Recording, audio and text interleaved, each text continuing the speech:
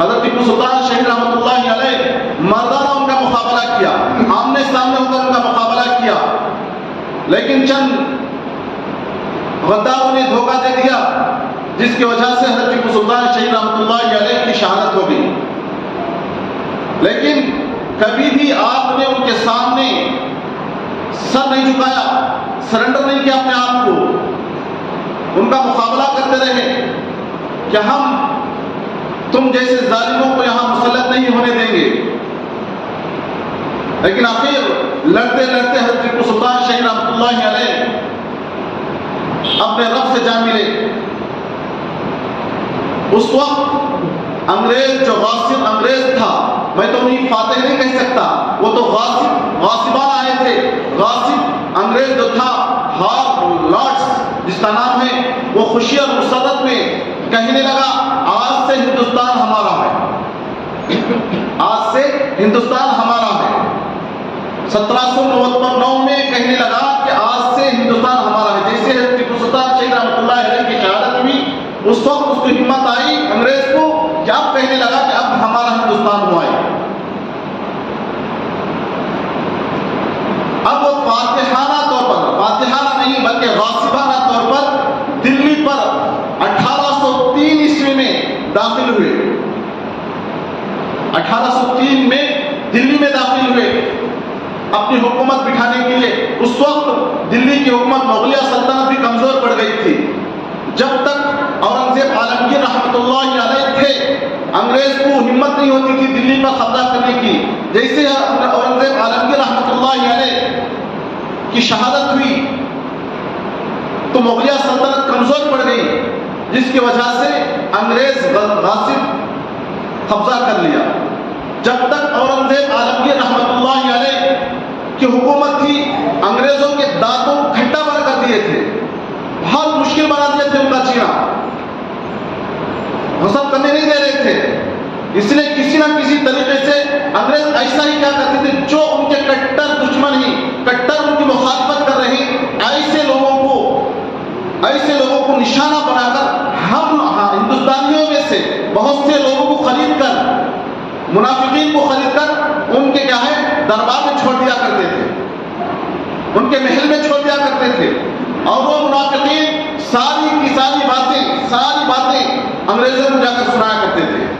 جس طرح سے آج امریکہ کیا کر رہا ہے، سعودی میں گھس کر بادشاہوں کے بیچ میں رہ کر سارے نیوز لے کر آج امریکہ کو پہنچا رہا ہے، اسرائیل کو پہنچا رہا ہے۔ آج جا کر دیکھو سعودی میں بھی جس کے بادشاہوں کے جو رائٹ ہینڈ ہیں، سب کے سب یہودی غاصب ہیں، اچھی سے اچھی عربی بولنے والے، اچھی سے اچھی بات کرنے والے، قرآن حدیث بولنے والے غاصب یہودیاں آج انہی کے گئے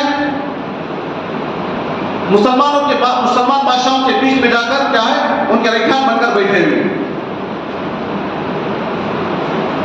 لیکن ہم مسلمانوں کو کب سمجھ میں آتا ہے معلوم نہیں، کب اللہ تعالیٰ اپنے سلیم کب دیتا ہے معلوم نہیں، لیکن ابھی بھی وہ نہیں سمجھتے، اتنے واقعات ہو رہے پھر بھی نہیں سمجھتے۔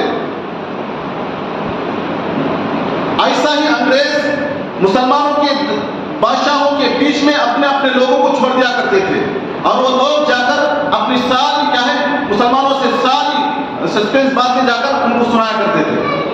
اورنگزیب عالمگیر رحمۃ اللہ علیہ بڑے اللہ والے بھی تھے، نمازی بھی تھے، عبادت گزار بھی تھے، بادشاہ بھی تھے، اس کے باوجود کیا ہے حکومت چلاتے تھے انصاف کے ساتھ۔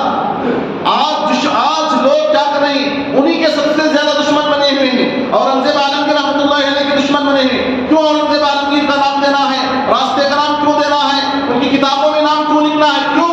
اس لیے کہ اورنگزیب عالمگیر رحمۃ اللہ علیہ یہودیوں کا، انگریزوں کا کیا ہے ان کا جینا مشکل بنا دیا تھا، اس لیے وہ دشمنی کی وجہ سے ہمارے ہی لوگوں کو ہندوستانیوں میں گھسا کر کیا ہے وہ چھوڑ کر ان کے خلاف دشمنی بھڑکا رہے ہیں، ان کے خلاف باتیں بول رہے ہیں۔ ہم نہیں مانیں گے، اورنگزیب اس طرح سے کیا بے حرمتی کر رہے ہیں، یہ انہی کے لوگ ہیں، انگریزوں کے چاپلوسی کرنے والے لوگ ہیں، یہ لوگ جو کتابوں سے نام نکال رہے ہیں، جو اسکولوں میں سبق پڑھایا جاتا ہے اور اس میں سے نام تاریخ کو مٹا رہے ہیں۔ پہلے کتابوں میں کیا 35 سال پہلے کتابوں میں سب مسلمان بادشاہوں کے نام آیا کرتے تھے، ان کی ہسٹری آیا کرتی تھی،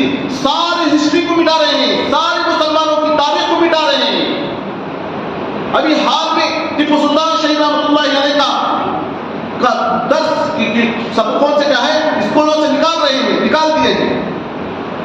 کیوں؟ اس لیے کہ یہی لوگ سب سے زیادہ ان کے خلاف کھڑے ہوئے تھے، ان کا مقابلہ کر رہے تھے. کون؟ حضرت ٹیپو سلطان شہید رحمۃ اللہ علیہ، اورنگزیب عالمگیر رحمۃ اللہ علیہ، اور بہت سارے مجاہدین، بہت سارے مسلمان بادشاہ ان کے خلاف تھے.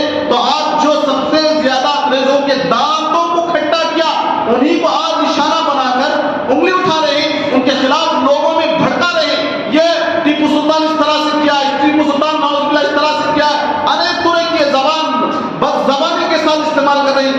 یہ جو بد زبان استعمال کر رہے ہیں، یہ یہودیوں کی یا انگریزوں کے تربیت چاٹنے والے لوگ ہیں. یہ لوگ انہی کے لوگ ہیں.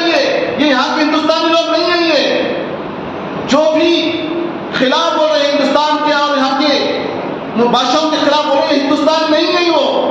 وہ تو انگریزوں کے چھوڑے ہوئے چاپلوسی کرنے والے منافقین ہیں، غدار ہیں یہ لوگ.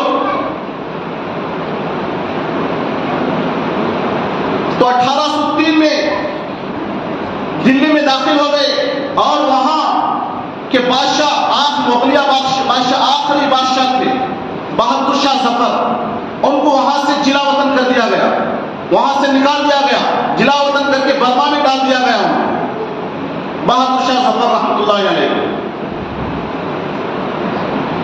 اور اس کے بعد وہاں کے جو لوکل بادشاہ مسلمانی بادشاہ مقرر کیے، جو ان کی بات سننا ہے، جو انہیں کے جیسے کام کرنا ہے، ایسے بادشاہ کو ایسے آدمی کو چن کر مقرر کر دیے اور ان کی سے ایک معاہدہ لکھا دیے. ایک معاہدہ لکھا دیے. کیا لکھا دیے؟ کہ مخلوق خدا کی،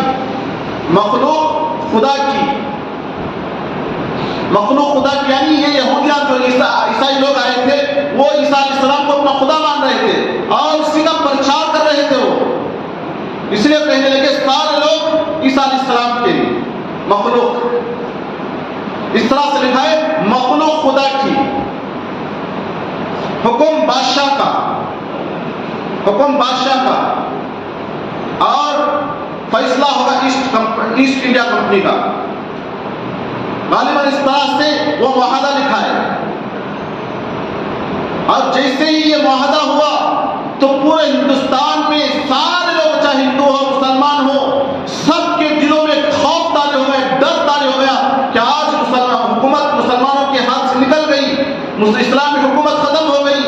اب کیا کرنا ہے، کس طرح سے ہم کرنا ہے؟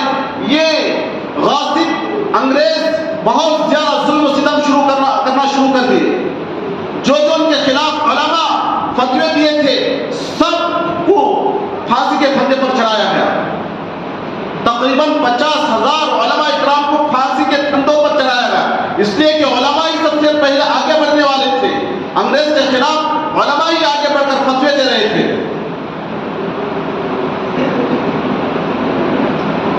اور 1850 پر 7 عیسوی میں یہ ہوا، 1750 پر 7 تک سے 1850 پر 7 تک 100 سال کے بعد اور ایک فتویٰ دیا گیا. علماء مل کر اور فتویٰ دیے، انگریز کے خلاف جہاد کا فتویٰ دیے. سارے لوگوں کو، چاہے ہندو ہو مسلمان ہو سکھ ہو، ہر ایک بغیر تفریق کے، بغیر الگ کیے کہ ہر ایک کو اس کا فتویٰ دیے کہ انگریز کے خلاف جہاد کرنا ہے، انگریز کے خلاف جہاد کرنا ہے.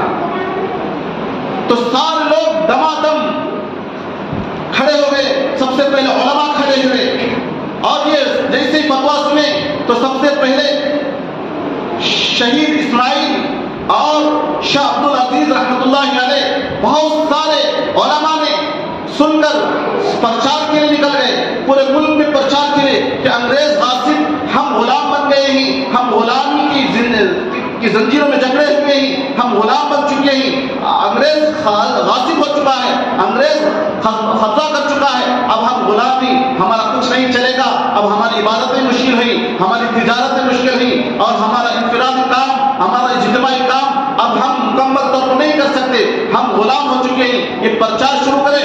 ہر ایک ہندوستان کے اندر ایک جذبہ پیدا ہوا ہے، آزادی کا جذبہ پیدا ہوا، آزادی کا جذبہ پیدا ہوا. ہر ایک آزادی کے لیے تڑپ رہا تھا. سارے مسلمان مل کر سارے لوگوں کو جمع کر کے، مسلمان ہندو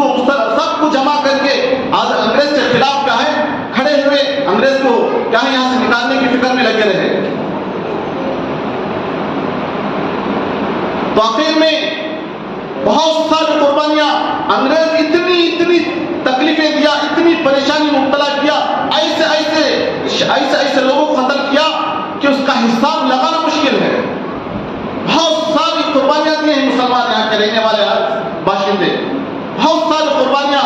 वो कुर्बानियां के बाद, बहुत सारी खून बहने के बाद, बहुत सारी फांसी के फंदे पर चढ़ने के बाद और बहुत सारे जिला वतन होने के बाद ये आजादी हम सबको मिली है। 1940 में ये आजादी हम सबको मिली है। 1940 के बाद जैसे हिंदुस्तान आजाद हुआ, हिंदुस्तान मुकम्मल तौर पर आजाद हुआ, यहाँ से मुकम्मल तौर पर अंग्रेज खाली हो गए, चले गए, छोड़कर सब कुछ लूट कर चले गए। उस वक्त ठंडी सांस लिए सारे लोग यहाँ, अब क्या करना है, अब यहाँ हमारा अपना एक कानून बनना है, हमारा एक अपना कानून बनाना है, हमारा एक दस्तूर बनना है। और उसमें क्या है, हर एक आजादी के साथ रहना है, आजादी की सांस लेना है, ये सोचकर एक दस्तूर बनाए। और दस्तूर बनाने के लिए डॉक्टर भीमराव अंबेडकर की सदारत में 7 लोगों के साथ एक असेंबली को मुंतखब किया, 7 लोगों की कमेटी की तश्कील दी गई और वो 7 लोगों ने मिलकर क्या है, एक दस्तूर की बुनियाद रखी। और उसमें मुसलमान भी हैं, उलमा भी हैं। ये 7 असल थे, 7 लोग जो थे ना, 7 वो असल थे। और उसके साथ तारीख में आता है 52 उलमा इकराम इसके मेंबर थे, 52 उलमा इकराम, 50 पर 2 उलमा इकराम इसके मेंबर थे। इस कानून 7 असेंबली के असल 7 थे और उसके साथ बहुत सारे मेंबरान उलमा इकराम थे।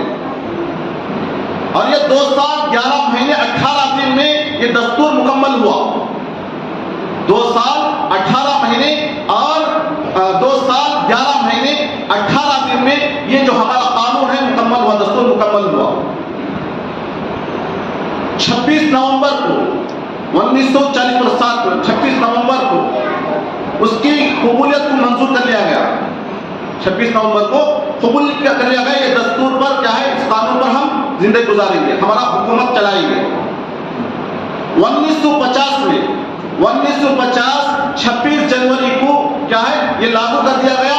और 26 जनवरी को पहला जश्न मनाया गया कि किस तौर पर यहाँ रहने वाला ये मुल्क जमहूरी मुल्क है, सेकुलर मुल्क है। यहाँ रहने वाला हर आदमी अपने अपने मजहब पर आजादी के साथ रह सकता है, जो चाहे खा सकता है, जो चाहे पहन सकता है, जो जैसे चाहे रह सकता है, अपनी आजादी का अपने क्या है ख्याल, अपनी जो राय दे सकता है, अपना मजहब क्या है, अपने मजहब पर मुकम्मल चल सकता है। ये सारा कानून में लिख दिया गया। इस तरह से ये जमहूरी मुल्क बन गया, इस तरह से ये जमहूरी मुल्क बन गया, सेकुलर मुल्क बन गया। लेकिन आज इस मुल्क को, इस जमहूरियत को खत्म करने के लिए चंद वही अंग्रेजों के तलवे चाटने वाले इसके पीछे लगे हुए हैं कि हम ये दस्तूर को खत्म कर देंगे, ये दस्तूर निकाल देंगे, हम एक नया राष्ट्र बनाएंगे। इस तरह से अंग्रेजों की चापलूसी करने वाले, अंग्रेजों के तलवे चाटने वाले आज इस कानून को, इस दस्तूर को खत्म करने की पूरी तौर पर साजिश कर रहे हैं, पूरी तरह से तैयार बैठे हैं। इसी का एक क्या है, आज मजहब की बुनियाद पर कोई हुकूमत नहीं कर सकता। यह कानून में लिखा हुआ है, दस्तूर में लिखा हुआ है, मजहब की बुनियाद पर कि हिंदू मजहब है, ये मुसलमान मजहब का मजहब है, ये क्रिश्चियन का मजहब है, ये ईसाइयत का मजहब है, कोई अपने मजहब पर हुकूमत नहीं चला सकता। यहाँ एक सेकुलर मुल्क है, हर एक मिलकर हुकूमत चला सकता है। ये किसी एक की बादशाह आमूरियत नहीं है, ये अवाम की हुकूमत होगी। ये अवाम जिसे चुनकर भेजेंगे वो जाकर हुकूमत चलाएगा। इस तरह से कानून बना दिया गया। आज इस कानून को चेंज करने के लिए, इस कानून को बदलने के लिए आज जुल्म सितम के पहाड़ तोड़ रहे हैं और कह रहे हैं कि हम मजहब की बुनियाद पर वोट लेंगे, मजहब की बुनियाद पर हुकूमत चलाएंगे और कहेंगे हम इंसाफ करेंगे। और बोल रहे हैं क्या, हम इंसाफ करेंगे। झूठी बातें, जिस तरह से अंग्रेज धोखा दे रहे थे, आज भी यही धोखा दे रहे हैं। लेकिन हम समझना है, हम एक होना है, हम एक होना है। अगर एक नहीं हुए, ऐसे ही पहले हज़रत टीपू सुल्तान शहीद रहमतुल्लाहि अलैह अब उस दौर में बोलते रहे, सारे बादशाहों को खत लिखते रहे, अंग्रेज गासिब, अंग्रेज कब्जा करने वाला है, हम एक होना है, हम जो बादशाह एक होना है, हम यहाँ के लोग एक होना है। لیکن کوئی سننے کے لیے کوئی سامنے کا دیکھ رہا تھا, کوئی تکلیف نہیں آ رہی تھی نا, کوئی تکلیف نہیں آ رہی تھی, دیکھ رہا تھا ہم تو آرام کے ساتھ نہیں, ہم تو آرام کے ساتھ نہیں, اس طرح سے سوچ رہے تھے. جیسے ہی مکمل طور پر قبضہ ہو گیا, انگریز قابض ہو گئے, تو لوگوں کی آنکھ کھلی, ہم تو ان کی باتوں کو مان لینا تھا, ہم تو ان کی باتوں کو سن لینا تھا, آج ہم غلام بن گئے, ہاں آج ہمارے کچھ بھی نہیں چلے گا, ہمارے بچوں کو ختم کر رہے ہیں, ہمارے بچیوں کی عزتوں کو لوٹ رہے ہیں. بعد میں افسوس کرنے لگے. اب بہت سارے لوگوں کی شہادت کے بعد ان کی آنکھیں کھلی.